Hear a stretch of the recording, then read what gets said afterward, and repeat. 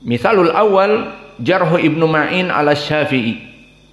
Maka contoh yang pertama jarahnya Imam Ibnu Ma'in kepada Asy-Syafi'i. Bagaimana menjarah Ibnu Ma'in kepada Imam Asy-Syafi'i? Apakah sahih? Qala Al-Hafidz Ibnul Junaid di dalam soalatnya, yang mana dia menceritakan bagaimana peristiwa terjadinya penjarahan dari Yahya Ibnu Ma'in kepada Imam Asy-Syafi'i. Qultu li Yahya Ibnu Ma'in, tara an yangdura rajul fi syai'in minar ra'i? Faqala ayu ra'i? Qultu ra'yu Syafi'i wa Abi Hanifah. Maka bagaimana pendapatmu tentang pendapat dari permasalahan fikih? Apakah kamu mempunyai pendapat tentang pendapat orang-orang ini? Maka disebutkan pendapat siapa? Ra'yu Syafi'i wa Abi Hanifah. Maka digandengkan antara dua imam pada zaman itu, Imam Asy-Syafi'i, dan yang kedua pendapat madhab Imam Abi Hanifah. Maka Abu Hanifah dia yang paling terdahulu dari imam madhab yang 4 qabla Malik wa Malik ba'dahu.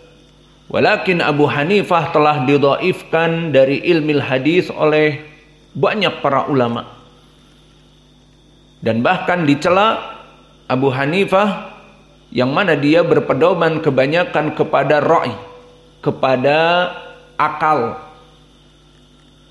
Pendapat-pendapatnya kebanyakan lebih mendahulukan akal daripada hadis.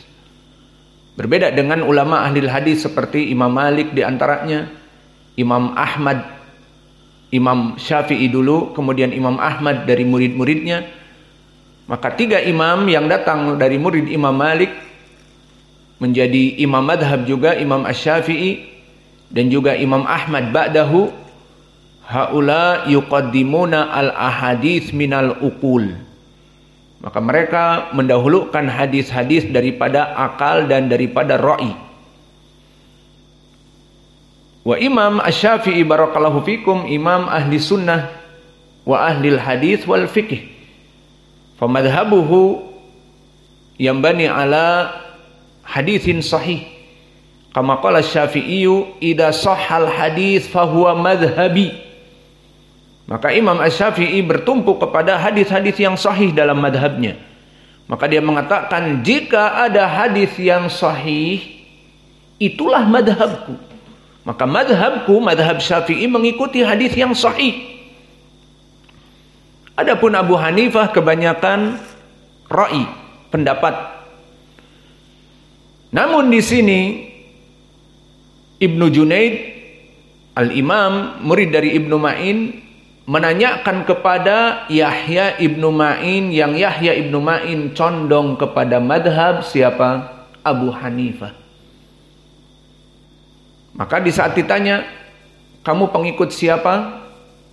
Mana yang kamu cintai? Madhabnya Abu Hanifah atau madhabnya Imam Asy-Syafi'i?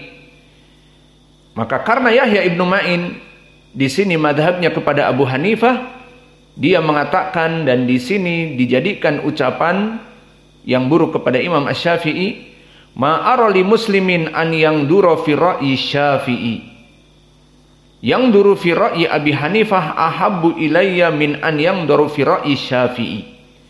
Maka tidak pantas bagi seorang muslim untuk memandang pendapat madhab Imam Asy-Syafi'i,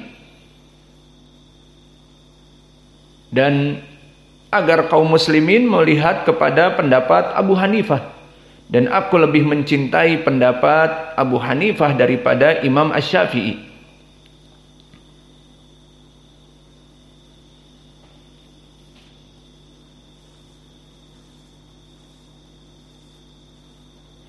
Maka di sini disebutkan, wa inna minal umur al-ma'rufah anna Yahya ibn Ma'in kana minal ahnaf wa kana yamilu ila Abi Hanifah an-Nu'man rahimahullah. Wa kana Ibnu Ma'in mimman wathaqahu indama jarahahu ahlul hadis fahada ghairu maqbul albattah.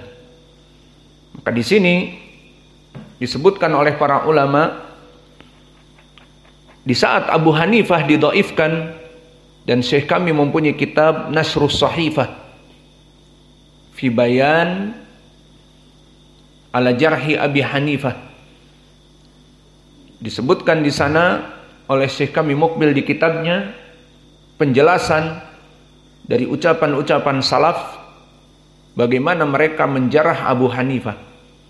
Maka Abu Hanifah dijarah oleh para ulama, mulai dari Sufyan dan mulai dari Imam Muslim dan yang lainnya. Maka dia dhaiful hadis dan lebih mendahulukan akal daripada hadis. Maka di saat para ulama menjarahnya, Yahya Ibnu Ma'in mentausiknya dan lebih memilih daripada Abu Hanifah daripada Imam Asy-Syafi'i. Maka Ahmad Ibnu Hanbal ta'ajjaba min qaul Ibnu Ma'in fi haqqin illa maqala Syafi'i. Maka dia merasa heran bagaimana Ibnu Ma'in memburukkan menjarah dari Imam Asy-Syafi'i. Dan telah disebutkan oleh Imam Ahmad bahwa siapa kamu dan siapa Syafi'i, dan kamu tidak mengetahui bagaimana Imam Asy-Syafi'i dan kamu mencelaknya. Maka ini tadi kami sebutkan karena madhab tadi, dia lebih mencintai daripada Abu Hanifah, sehingga dia mengatakan aku lebih mencintai madhab Abi Hanifah dan kaum muslimin agar mengambil dari ucapan Abu Hanifah. Namun disebutkan di akhirnya Imam Ibnu Ma'in taraja, maka dia kembali kepada kebenaran dengan memuji Imam Asy-Syafi'i wa athna alaihi bi khair. Seperti datang riwayat dari Hasim Ibnu Marsad At-Tabrani, sami'tu Yahya Ibnu Ma'in yaqul Asy-Syafi'i mahaluh sadukun la ba'sa bihi. Alhamdulillah, huwa mutasyaddid. Imam Asy-Syafi'i dikatakan saduk la ba'sa bihi. Dan demikian dari riwayat jamaah meriwayatkan dari Ibnu Ma'in bahwa Ibnu Ma'in mulai memuji Imam Asy-Syafi'i. Dan diriwayatkan oleh Muhammad Ibnu Waddah, sa'altu Yahya Ibnu Ma'in anis Syafi'i faqala thiqatun. Maka berkata di sini laisa dzaka libni Ma'in rahimahullahu taala faqad bara Allahu taala Ibnu Ma'in minal hawa wal ahwa. Maka Allah telah memberikan petunjuk kepada Ibnu Ma'in daripada hawa nafsu. Maka selesai dari contoh bagaimana Ibnu Ma'in seorang yang ma'ruf di kalangan ulama ahli jarhi wa ta'dil. Di saat dia mencela Imam Asy-Syafi'i, maka menjadi bumerang dari ucapannya. Disebutkan oleh Imam Ahmad dengan ucapan yang buruk. Bagaimana Ibnu Ma'in mencela Imam Asy-Syafi'i? Dia tidak tahu apa-apa tentang Imam Asy-Syafi'i. Karena tadi dia gulu kepada madhab Abu Hanifah. Wa mithalun akhar, dan contoh yang kedua yang kita bahas pada kesempatan pertemuan ini, bagaikan ucapan Imam An-Nasa'i kepada Ahmad Ibnu Saleh Al-Misri.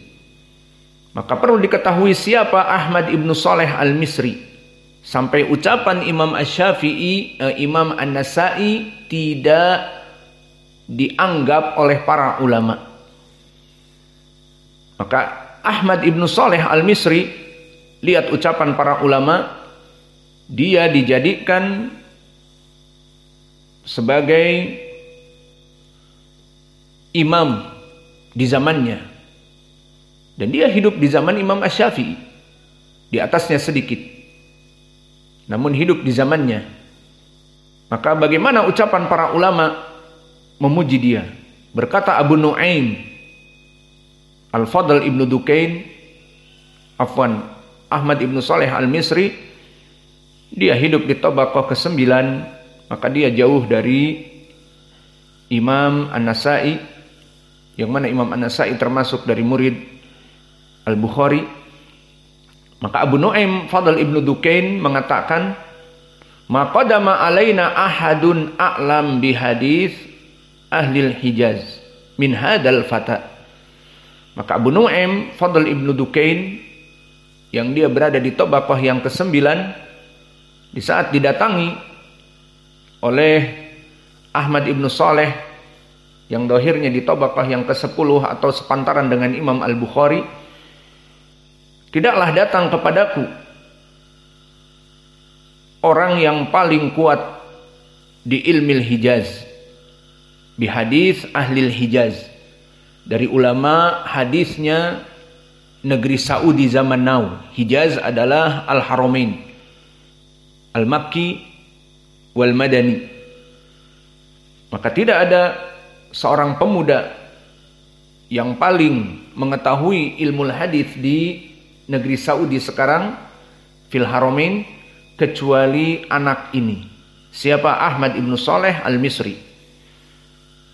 Dan dulu Abu Ya'la Al-Khalili mengatakan ittafaqal huffaz ala anna kalam An-Nasa'i anhu fihi tahamul, bahwa ucapan Imam An-Nasa'i menjarah dia dikarenakan ada sesuatu perkara gorod syahsi, ada suatu perkara sebab permasalahan kecemburuan atau persengketaan antara Imam An-Nasa'i kepadanya. Dan dulu Imam Ahmad kana yusbituhu, dulu Imam Ahmad mengatakan imamun sabtun, yakni hafalannya sangat kuat. Dan berkata Imam Ibnu Adi, min hufadil hadis khasah li hadis al-Hijaz, maka dia dari ulama ahli hadis, terutama hadis dari orang-orang al-Hijaz, dari orang-orang Makkah dan Madinah. Wa minal masyhurin bi ma'rifatihi, dan dia termasuk dari orang-orang yang masyhur, mempunyai ma'rifah. Kana Nasa'i yungkiru alaihi ahadits wa huwa minal hufad al masyhurin bi ma'rifatil hadis. Maka dulu Imam An-Nasa'i mengingkari dan mencelaknya, padahal dia rawi yang ma'ruf dari segi hafalan dan mempunyai ilmu di bidang ilmu hadis. Dan ditautsik oleh para ulama yang lainnya seperti Abu Hatim Ar-Razi mengatakan siqah. Ali ibn al-Madini mengatakan kana yusabituhu, dia dulu mengatakan sabtun. Dan bahkan Imam Muhammad ibnu Ismail Al-Bukhari mengatakan siqatun saduq, ma ra'aitu ahadan yatakallam fihi bihujjah, bahwa dia rawi yang siqah saduq, aku tidak pernah melihat orang yang mencela dia kecuali tanpa dalil yang kuat. Dan dulu Imam Ahmad dan Ali ibnu Numair, keduanya mengukuhkannya, menjadikan hafalannya itu kuat. Dan Yaqub ibnu Sufyan Al-Faswi mengatakan hujjah.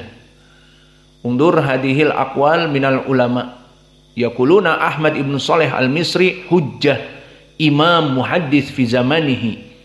Berarti seperti tadi kita sebutkan, tidak berlaku jarah seseorang rawi muhaddis idastafadat adalatuhu wastaharat imamatuhu, tidak berpaling kepada ucapan jarah wa ta'dil, terutama penjarahan dari seorang muhaddis yang ma'ruf, selama dia itu orang yang dijarahnya itu ma'ruf dari imamahnya dan dari kedudukan yang sangat kuat di dalam ilmu hadis.